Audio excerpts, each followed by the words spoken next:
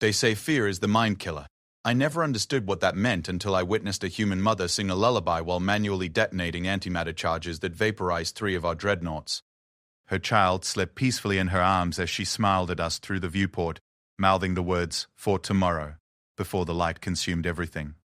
That was the moment I learned that we had not declared war on a species. We had declared war on an idea, and ideas, as I would soon discover, are the most terrifying weapons in the universe. My name is Zeth Kalar, former strategic combat analyst for the Hegemony's Third Fleet, survivor of the human conflict, and the being tasked with explaining to the Galactic Council why the most advanced military force in known space was brought to its knees by creatures who still used projectile weapons and called it kinetic art. This is not a tale of military strategy or technological superiority. This is the testimony of someone who stared into the abyss of human nature and found something staring back that made even our worst nightmares seem like pleasant dreams. The humans taught me that there are fates worse than death, ideas more powerful than plasma, and a kind of love so fierce it can crack the foundation of reality itself. I was there when we learned what happens when you threaten a species that views extinction not as an ending, but as a starting point for revenge. The first time I saw a human, I thought they looked fragile. This assessment would prove to be the most catastrophic intelligence failure in hegemony history. Zeth Kalar adjusted his position in the witness pod, his forearms folding in a gesture that conveyed deep unease among his kind. The Galactic Council chamber stretched before him like a vast amphitheater, filled with representatives from over 200 species, all waiting to hear his testimony about the human conflict. The events he was about to describe had shaken the very foundations of galactic civilization, turning their understanding of warfare, determination, and the nature of sentience itself completely upside down. The humans had been discovered 3 cycles ago by a routine hegemony survey vessel exploring the Outer Rim territories. Their planet, which they called Earth, showed all the markers of a developing civilization: primitive nuclear technology, early space exploration capabilities, and most telling of all, they were still killing each other with projectile weapons and chemical explosives. The survey team's report had been filed under Future Integration Candidate and largely forgotten. That changed when advanced scouts reported something unprecedented. The humans had not just achieved faster-than-light travel independently, they had done so using a method that defied every known principle of physics. While the hegemony and every other spacefaring civilization used carefully calculated dimensional folds that required massive energy expenditures and complex mathematical frameworks, humans had simply decided that space should bend to their will and built engines that functioned purely on aggressive mathematics and what their engineers called optimistic engineering. The hegemony's high command had been intrigued rather than alarmed. A species with innovative FTL technology could prove valuable, and their apparent primitiveness in other areas suggested they would be easy to integrate into the hegemony's sphere of influence. The standard protocol was simple: make contact, demonstrate overwhelming technological superiority, offer protection in exchange for compliance, and, if refused, apply sufficient force to ensure cooperation. Zeth Kalar had been assigned to the Third Fleet as their primary xenobiological analyst and strategic advisor. His role was to study the humans, identify their weaknesses, and provide recommendations for the most efficient integration process. The assignment had seemed routine, perhaps even boring. How wrong he had been. The first human diplomatic vessel that appeared at their fleet's coordinates looked like it had been built in someone's garage. Its hull was a patchwork of different metals, some sections clearly improvised repairs held together with what appeared to be welding in hope. The engine configuration made no logical sense. There were weapons that seemed to have been mounted as afterthoughts, and most bizarrely, someone had painted elaborate artwork across its surface depicting mythical creatures in combat. When the human ship requested permission to come aboard the Hegemony flagship, Admiral Vorthak had laughed. The translation systems were working perfectly, which meant the humans had somehow learned their language in advance, but the Admiral was more amused by their apparent confidence than concerned by their intelligence gathering. "Let them come," Vorthak had commanded. "I'm curious to see what manner of primitive sends such a small vessel to negotiate with a fleet that could glass their entire planet." The human delegation that boarded their ship consisted of 3 individuals. The leader was a female who introduced herself as Captain Sarah Chen. She was smaller than average for a human, appeared to be middle-aged by their standards, and wore a uniform that looked like it had seen considerable combat.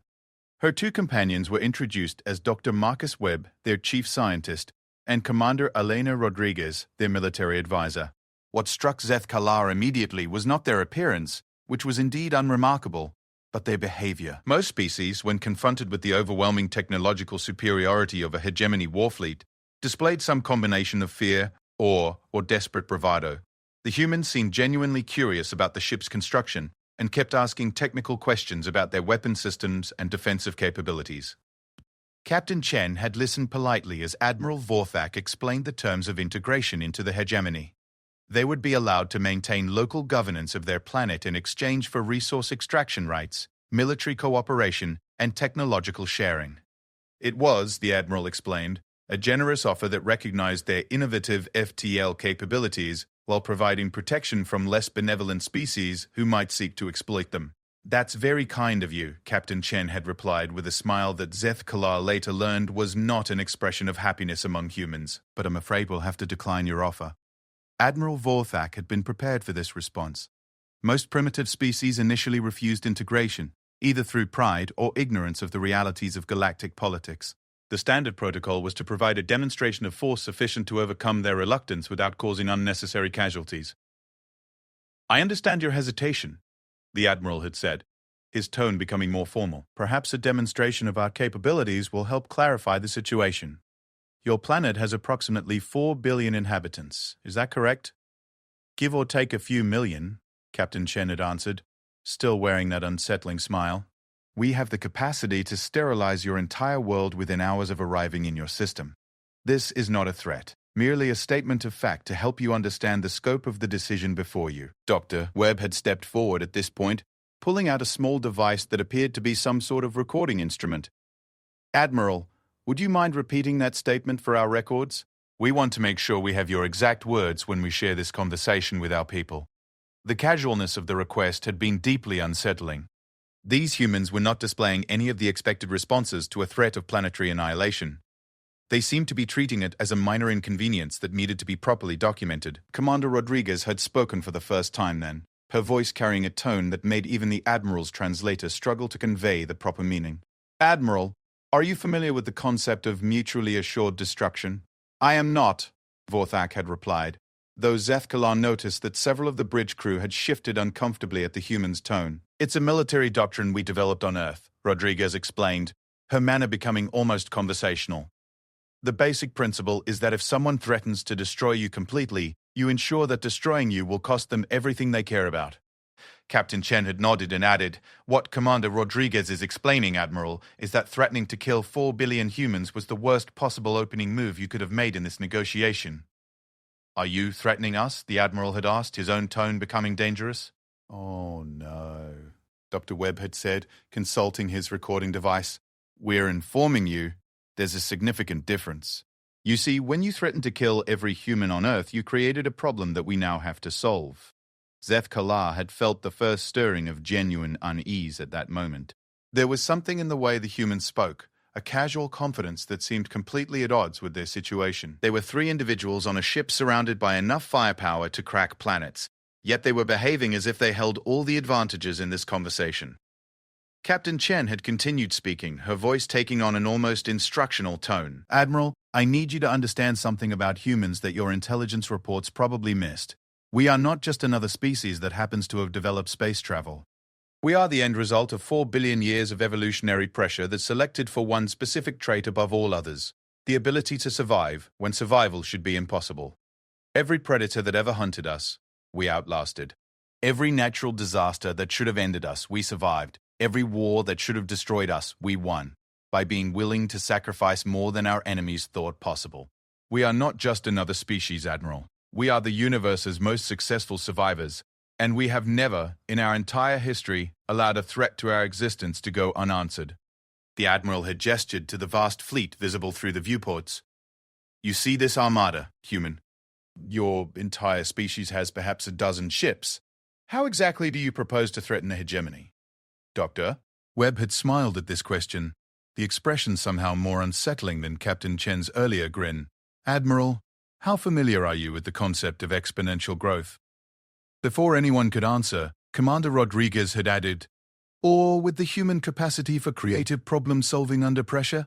"Because I should mention that in the 3 days since your survey ship first made contact with our outer colonies, we've reverse-engineered your FTL technology, improved upon it, and begun mass production of our own vessels.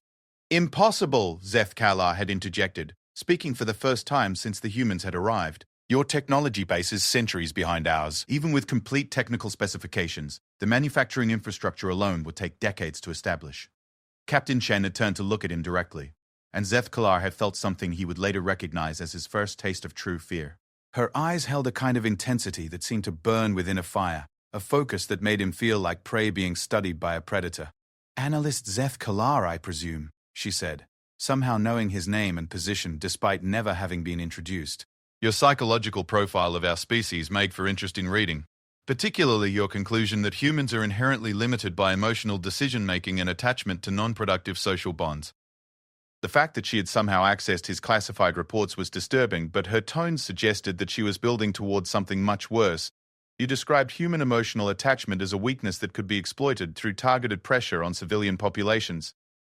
You recommended that any military action against us should focus on maximizing casualties among non-combatants to break our will to resist." Zeth Kalar felt his mandibles click involuntarily, a sign of extreme distress among his people. That report had been classified at the highest levels and distributed only to senior command staff. Dr. Webb had continued the conversation as if reading from a prepared script. Analyst Zeth Kalar's recommendations have been implemented in 47 conflicts over the past century, with an average success rate of 92%. His strategies have resulted in the peaceful integration of multiple species into the hegemony sphere of influence. However, Commander Rodriguez added, his analysis contains a fundamental error in its assessment of human psychology. He assumes that emotional attachment creates vulnerability, when in fact it creates the opposite. Captain Chen had stepped closer to Zeth Kalar, her presence somehow radiating an intensity that made him want to retreat despite being surrounded by his own security forces. "You see, Analyst, you're correct that humans form strong emotional bonds. We love our families, our communities, our ideals, and our future more than we love our own lives. But you've made a critical miscalculation in assuming this creates weakness. Human history is filled with examples of individuals who faced impossible odds and achieved impossible victories because they were fighting for something they loved more than they feared death. We call them heroes, and every human child grows up hearing their stories." Dr. Webb had consulted his device again before speaking. "In your report, you specifically recommend targeting human children as a way to break adult resistance to occupation. This recommendation alone classifies your entire species as what humans call existential enemies." "What does that mean?" Admiral Vorthak had demanded. Commander Rodriguez had answered with the same casual tone one might use to discuss the weather. "It means that we now consider your continued existence incompatible with the safety of our children. This creates certain policy imperatives that are now irreversible." The temperature in the room seemed to drop as the humans exchanged glances that conveyed volumes of unspoken communication. Captain Chen had then spoken words that would haunt Zeth Kalar for the rest of his life. "Admiral, I want you to understand that this conversation has fundamentally changed the nature of human space policy. Prior to this meeting, we were a peaceful species, interested in exploration and discovery. We had no territorial ambitions beyond our own system and no military objectives beyond self-defense. However, the moment you threatened to kill our children, you transformed every human in the galaxy into something that your species has never encountered before. You have created 4 billion individuals who now consider your total destruction to be a moral imperative." Dr. Webb had added almost helpfully, "What Captain Chen is explaining is that you have accidentally triggered what human military theorists call a total war state. This means that our entire species will now dedicate every available resource to ensuring your complete elimination." "This is ridiculous," Admiral Vorthak had snapped. "You have 12 ships. We have 12,000. Captain Chen had smiled again, and this time, Zeth Kalar recognized the expression for what it truly was. It was the smile of a predator that had just cornered its prey. "Admiral, 3 hours ago we had 12 ships. Current count is approximately 8,000, with production increasing exponentially. We've converted every manufacturing facility on Earth to ship production, suspended all non-essential economic activity, and implemented what we call a war economy. But more importantly," Commander Rodriguez had continued, "we've done something that your intelligence analysts didn't think was possible. We've unified our entire species around a single objective, making sure that nothing like the hegemony can ever threaten human children again." Dr. Webb had checked his device one final time before delivering the final piece of information that would change everything. Oh, and Admiral? About your fleet's current position. You should know that you're surrounded. The bridge's tactical display had suddenly illuminated with new contacts, hundreds of them, appearing from seemingly empty space as cloaking systems disengaged. Human vessels, each one crewed by hegemony standards but armed and clearly ready for combat. How? Admiral Vorthak had whispered. Captain Chen had answered with obvious satisfaction. We've been tracking your fleet since it entered our outer system. Every conversation, every tactical decision, every strategic plan has been monitored and analyzed. Your ships are impressive, Admiral, but they're not very good at hiding from people who really want to find them. This is impossible. Your technology has been underestimated, Commander Rodriguez had interrupted. You see, Admiral, while you were assuming we were primitive, we were studying you. Every signal your ships emit, every energy pattern your weapons use, every tactical doctrine your species employs. We've learned all of it, Doctor. Webb had added, human cognitive flexibility allows us to rapidly adapt to new situations and develop innovative solutions using available resources. What you call primitive, we call adaptable. Captain Chen had then delivered the final statement that would be recorded in hegemony military archives as the moment their expansion came to an end. Admiral, you have a choice to make. You can withdraw your fleet from human space immediately, or you can discover what happens when 4 billion humans stop pretending to be civilized and start treating this as the extinction war you've made it. You cannot threaten the hegemony. We are the dominant force in this galaxy. Were, Captain Chen had corrected gently. Past tense. As of today, humans are the dominant force in this galaxy. The only question is whether other species choose to coexist peacefully with us, or whether they prefer the alternative. Admiral Vorthak had looked at his tactical display, seeing his mighty fleet surrounded by an impossible number of human vessels that had appeared from nowhere. The humans had somehow achieved in days what should have taken years, and they had done it while maintaining perfect operational security. What do you want from us? Nothing, Doctor, Webb had replied simply. We want you to leave our space, return to your own territory, and never threaten human children again. If you can do that, we have no quarrel with you. And if we refuse?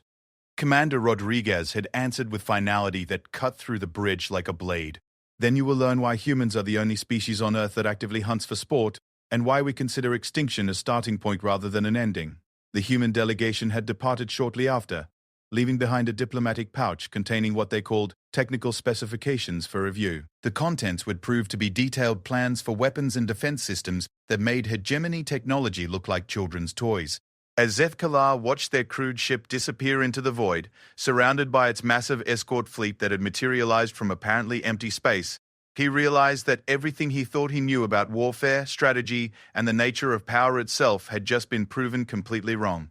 The humans had not just won this confrontation. They had redefined the rules of engagement for the entire galaxy, and they had done it while making it clear that this had been their opening move in a game whose rules only they understood. The real war, Zeth-Kalar began to understand, was yet to come.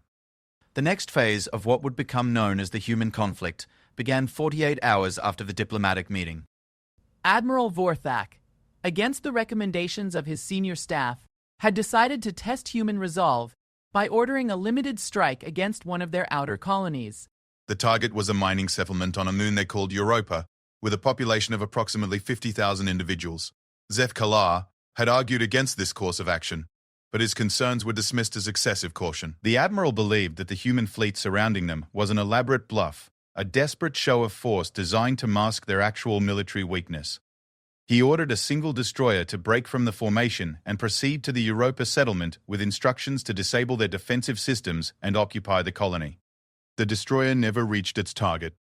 What happened to the HSS Retribution became the subject of intense study within hegemony military circles, not because it was destroyed, but because of how it was destroyed. The vessel simply vanished from all senses simultaneously, leaving behind no debris, no energy signature, and no indication of what had eliminated it. One moment it was on course for Europa, maintaining regular communications with the fleet, and the next moment it had ceased to exist. The first sign that something had gone catastrophically wrong came when Captain Chen's voice appeared on all fleet communication channels simultaneously, bypassing every security protocol and encryption system the hegemony possessed. Admiral Vorthak, this is Captain Chen. I regret to inform you that the HSS Retribution has been removed from your fleet roster. The crew has been safely evacuated and are currently being held as prisoners of war, in accordance with the Geneva Convention and its galactic extensions. The Admiral had demanded an explanation, but Captain Chen's response demonstrated just how thoroughly the humans had penetrated hegemony systems. Admiral, your ship attempted to attack a civilian population center. This action violated the terms of our previous discussion and triggered automated defense protocols that resulted in the immediate neutralization of the threat. What followed was a technical briefing that left the entire fleet command staff in stunned silence. The humans had somehow installed monitoring devices throughout the entire fleet without anyone detecting them. Every conversation, every order, every tactical decision was being recorded and analyzed in real time. More disturbing still, they had installed what they called intervention systems that could apparently disable or destroy any hegemony vessel that acted against human interests. How? Admiral Vorthak had managed to ask. Doctor, Webb's voice had joined the conversation, his tone carrying the casual helpfulness of someone explaining a simple concept to a child. Admiral, when our delegation visited your flagship, we took the opportunity to conduct what our intelligence services call a comprehensive assessment of your technological capabilities. During our tour of your ship, we deployed several thousand nanoscale monitoring and intervention devices throughout your vessel and transmitted the construction specifications to our fleet. These devices were then replicated and distributed to every ship in your formation during the 3 hours you spent considering our diplomatic proposal. Commander Rodriguez had added. What Dr. Webb is explaining is that your entire fleet is now under human oversight. Every ship you command can be disabled or destroyed at our discretion, and every communication you make is being monitored for hostile intent. The magnitude of this revelation was staggering. The humans had somehow infiltrated the most secure military force in the galaxy, using technology so advanced that hegemony sensors could not even detect its presence. They had done this during a routine diplomatic meeting, under the observation of dozens of security personnel, without anyone suspecting that anything unusual was occurring. This is an act of war, the Admiral had declared. No, Captain Chen had replied with infinite patience. Threatening to kill 4 billion humans was an act of war. What we've done is ensure that you cannot carry out that threat while providing you with an opportunity to reconsider your position. What happened next would be studied in military academies across the galaxy for generations to come, not as an example of successful tactics, but as a demonstration of how completely a species could misunderstand the nature of their opponents. Admiral Vorthak, believing that the humans were bluffing about their ability to control his fleet, ordered an immediate attack on the human vessels surrounding his formation. Every ship under his command received the order to fire simultaneously, overwhelming whatever defensive measures the humans might possess through sheer volume of coordinated firepower. The attack never happened. Instead, every weapon system on every hegemony vessel simply refused to function. Triggers were pulled, firing commands were issued, and targeting systems locked onto human ships, but nothing happened. The humans had not just monitored the fleet, they had assumed complete control over its offensive capabilities. Admiral, Dr. Webb's voice had come through the communication system with what sounded suspiciously like amusement. You've just attempted to commit genocide against the human species. This action has been recorded, documented, and transmitted to every human colony in the galaxy as evidence of hegemony intentions. Captain Chen had continued the explanation with terrifying calm. What you've done, Admiral, is provide legal justification for what humans call a preemptive strike. You have demonstrated conclusively that the hegemony represents an existential threat to human civilization. Under human military doctrine, this means that we are now authorized to use any means necessary to eliminate this threat permanently. Commander Rodriguez had then delivered information that changed the strategic situation in ways that no one in the hegemony had thought possible. Admiral, while you've been attempting to attack our fleet, our strategic planners have been busy implementing what we call the Total War Protocol. Every human vessel in the galaxy has received new orders, every human colony has shifted to military production, and every human citizen has been informed that they are now at war with a species that has attempted to commit genocide against them. Doctor, Webb had provided the technical details that made the strategic situation clear. In the past 48 hours, human industrial capacity has increased by approximately 4,000%.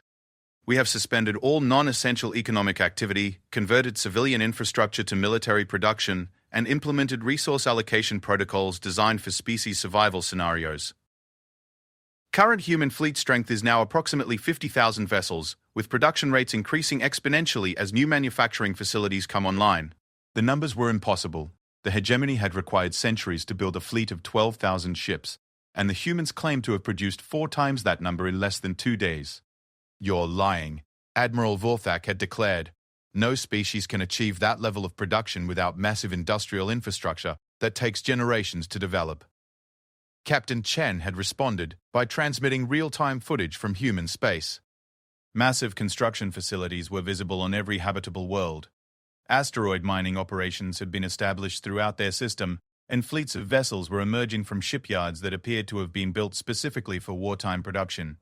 "Admiral, you're thinking like a species that treats war as an extension of politics. Humans treat war as an extension of survival. When our existence is threatened, we don't just fight with our military.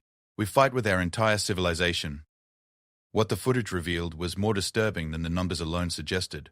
The humans had not just increased production, they had fundamentally reorganized their entire society around the goal of military victory.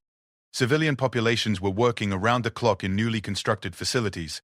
Children were being educated in technical skills needed for ship construction, and elderly humans were contributing to the war effort in whatever capacity their physical condition allowed. Every human in the galaxy is now dedicated to ensuring that the hegemony can never again threaten human children, Commander Rodriguez had explained.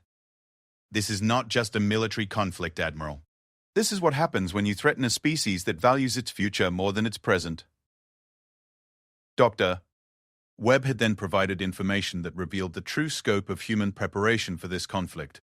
"Admiral, you should understand that this war began the moment your species decided to threaten ours. Everything that has happened since then has been part of a carefully planned response designed to ensure human survival under the worst possible circumstances. The ships surrounding your fleet represent less than 1% of current human military strength. The vast majority of our forces are currently engaged in securing what we call strategic depth throughout this galaxy." Zefkalar had felt his understanding of the situation shift fundamentally as the implications of this statement became clear. The humans were not just defending themselves, they were expanding throughout the galaxy at a rate that should have been impossible. "What do you mean by strategic depth?" he had asked, his professional curiosity overcoming his growing fear. Captain Chen had answered with obvious satisfaction. "Analyst Zefkalar, human military doctrine is based on the principle that the best defense is the complete elimination of threats before they can act against you. Strategic depth means establishing human presence throughout the galaxy to ensure that no hostile species can threaten human space without facing immediate retaliation. In practical terms, this means that human forces are currently establishing bases, colonies, and defensive installations in every star system that contains resources useful for military production or strategic positioning." Commander Rodriguez had added details that made the scope of human expansion clear. "Our rapid expansion has been facilitated by our analysis of hegemony territorial maps, resource surveys, and strategic assessments. Your own intelligence reports have provided us with detailed information about every valuable system in the galaxy. We've also identified every species that currently provides military support to the hegemony, every trade route that supplies your war machine, and every strategic resource that your civilization depends upon for survival." Dr. Webb had then delivered information that revealed just how thoroughly the humans had analyzed their opponents. "Admiral, we know the location of every hegemony military base, the production capacity of every shipyard, the population of every colony world, and the strategic importance of every asset your civilization possesses. More importantly, we've identified the critical vulnerabilities that would result in complete systemic collapse if they were exploited simultaneously." The casual mention of systemic collapse had sent waves of shock through the hegemony command staff. The humans were not just planning to defeat the hegemony military, they were planning to destroy the entire civilization that supported it. "You're talking about genocide," Admiral Vorthak had accused. "No," Captain Chen had replied with careful precision, "we're talking about ensuring that genocide can never again be threatened against human children. There's a significant difference. The hegemony has a choice to make. You can withdraw all military forces from human space, renounce any territorial claims in our region of the galaxy, and agree to peaceful coexistence under terms that ensure human security." Commander Rodriguez had continued the ultimatum with mechanical precision.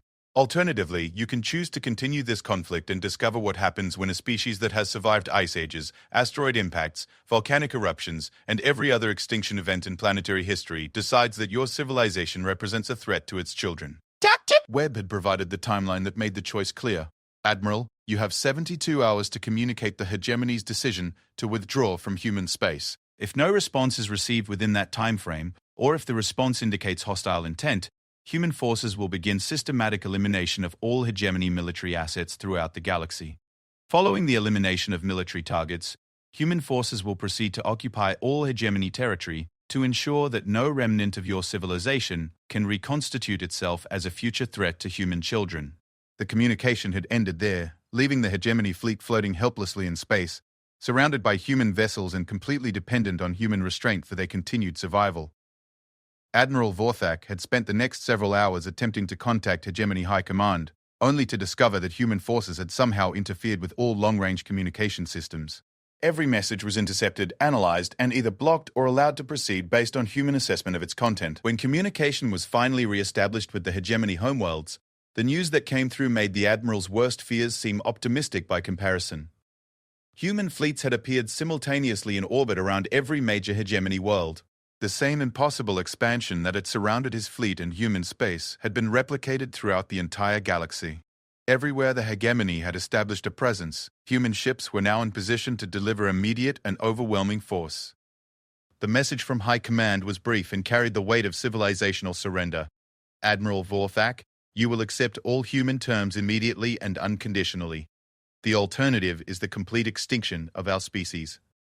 Zeth Kalar had realized at that moment that everything he thought he understood about warfare, strategy, and the balance of power in the galaxy had been rendered obsolete by a species that approached conflict with a combination of technological innovation, strategic planning, and sheer determination that no other civilization had ever demonstrated.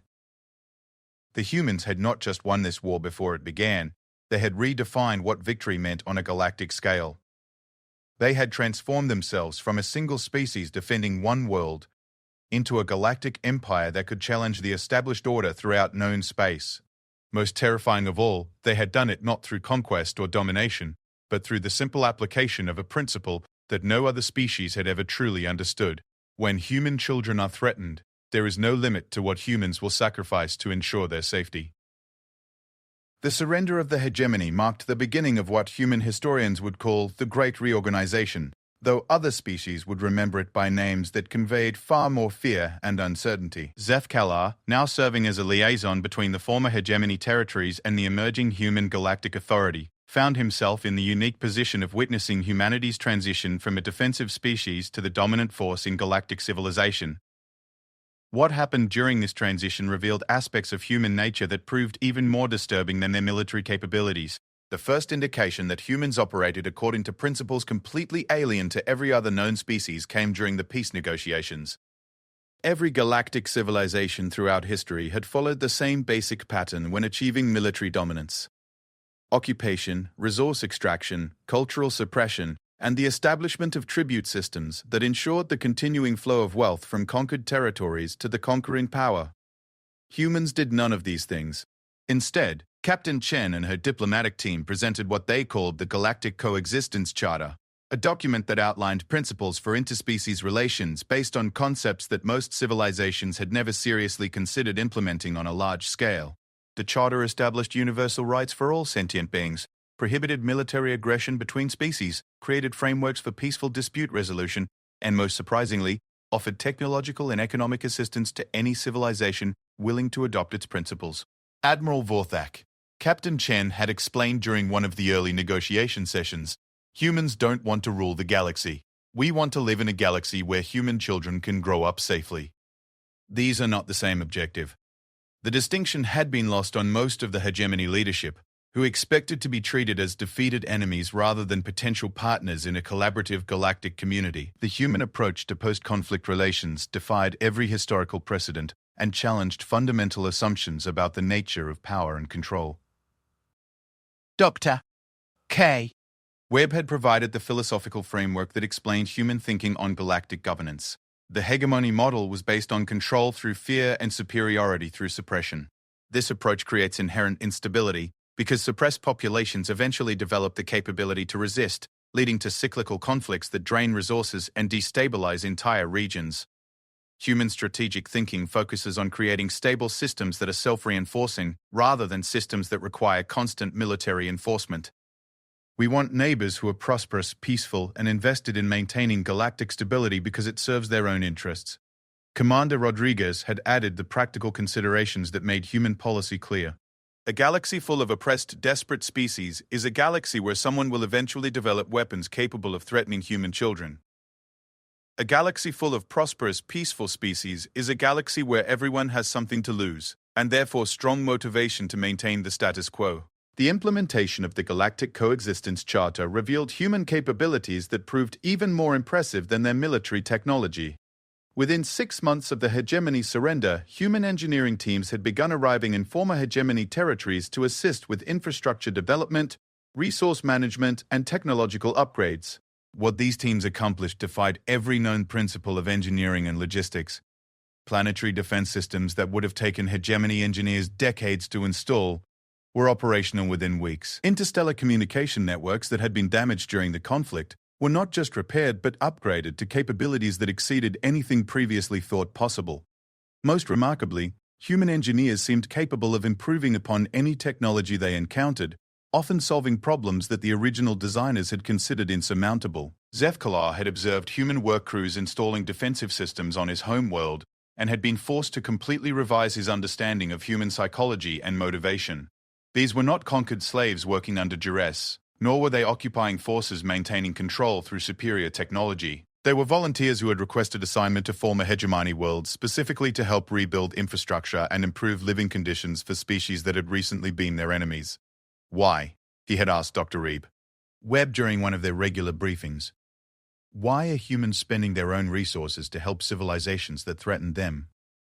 Dr. Webb's answer had revealed an aspect of human nature that Zethkalar had never encountered in any other species. Analyst Zethkalar, humans are fundamentally optimistic about the possibility of change.